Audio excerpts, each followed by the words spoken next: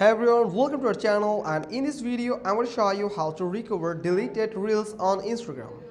First, you just need to open your Instagram application, then tap on the profile icon at the bottom right corner, then tap on this three horizontal line button in the top right corner.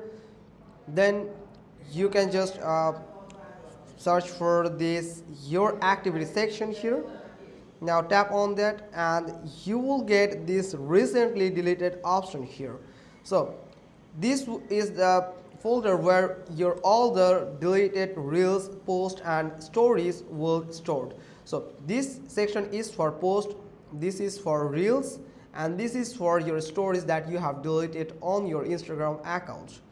Now tap on this reel icon here. Now here you can see I have just deleted this reel from my Instagram profile. So if you want to recover that reel, you just need to hold on that reel. Not like this, you just need to hold on it. It's not working right now, but don't worry, you can just click on it and you will find this three dot button here at the bottom right corner. Now from here you will find the restore option that will help you to restore these deleted reels to your this Instagram profile.